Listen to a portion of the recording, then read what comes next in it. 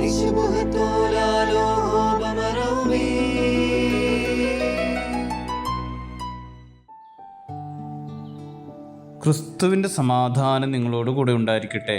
വചനകിരണത്തിലേക്ക് ഏവർക്കും സ്വാഗതം. വളരെ അടുത്ത സുഹൃത്തുക്കൾ അയൽവക്കത്ത് താമസിച്ചിരുന്നു. അതിലൊരു സുഹൃത്ത് അയൽക്കാരനോട് പറഞ്ഞു, നിന്റെ ഈ ഉദ്യാനത്തിൽ നിൽക്കുന്ന ഈ മരം വളരെ അപശകുനമാണ്. അത് ഇങ്ങനെ പടർന്നു നിൽക്കുന്നത് കൊണ്ട് നിറയെ ഇലകൾ വീണ് എൻ്റെ വീട്ടിലും നിന്റെ ഉദ്യാനത്തിലുമൊക്കെ വീണ് അതിൻ്റെ സൗന്ദര്യം നശിപ്പിച്ച് കളയും. അതുകൊണ്ട് അത് വെട്ടി വിറകായി ഉപയോഗിക്കുന്നതാണ് നല്ലത്. അയൽക്കാരൻ്റെ ഉപദേശം കേട്ട ആ മനുഷ്യൻ ആ വലിയ മരം വെട്ടി വിറകാക്കി ഉദ്യാനത്തിൽ തന്നെ വെച്ചു. കുറച്ച് ദിവസം കഴിഞ്ഞപ്പോൾ സുഹൃത്ത് അദ്ദേഹത്തോട് പറഞ്ഞു, ഈ വിറക് ഇങ്ങനെ ഉദ്യാനത്തിൽ സൂക്ഷിച്ചു കഴിഞ്ഞാൽ ഇത് ഉദ്യാനത്തിൻ്റെ ഭംഗി നഷ്ടപ്പെടുത്തും. അതുകൊണ്ട് കുറച്ച് വിറക് ഞാൻ എൻ്റെ വീട്ടിൽ കൊണ്ടുപോയി വെച്ചുകൊള്ളാം.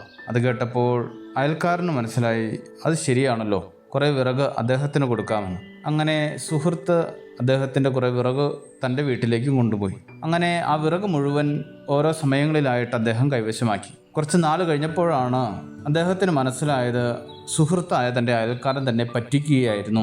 ആ വിറക് സ്വന്തമാക്കുവാൻ വേണ്ടിയിട്ട് അദ്ദേഹം കാണിച്ച ഉപായമായിരുന്നു അദ്ദേഹത്തിൻ്റെ വാക്കുകളെന്ന്. അഭിപ്രായങ്ങളും ഉപദേശങ്ങളും ആർക്കും വേണമെങ്കിലും എപ്പോൾ വേണമെങ്കിലും നമ്മളോട് പറയാനായിട്ട് സാധിക്കും. പക്ഷേ അത് എത്രമാത്രം വസ്തുനിഷ്ഠമാണെന്ന് തീരുമാനിക്കേണ്ടത് നാമാണ്. ആര് പറഞ്ഞു എന്നതിനേക്കാൾ ഉപരി എന്ത് പറഞ്ഞു എന്നതിനാണ് പ്രാധാന്യം. അതുകൊണ്ട് കർത്താവ് തൻ്റെ അടുക്കൽ വരുന്നവരെ പറഞ്ഞ് പഠിപ്പിക്കുന്ന ഒരു കാര്യമുണ്ട്.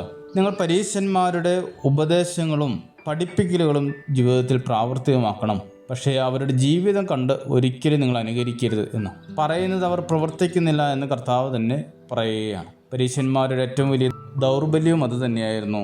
ആളുകളെ ഉപദേശിക്കാൻ അവർക്ക് സാധിക്കുമായിരുന്നു, പക്ഷേ സ്വന്തം ജീവിതത്തിൽ അവ പ്രാവർത്തികമാക്കുവാനായിട്ട് സാധിച്ചിരുന്നില്ല.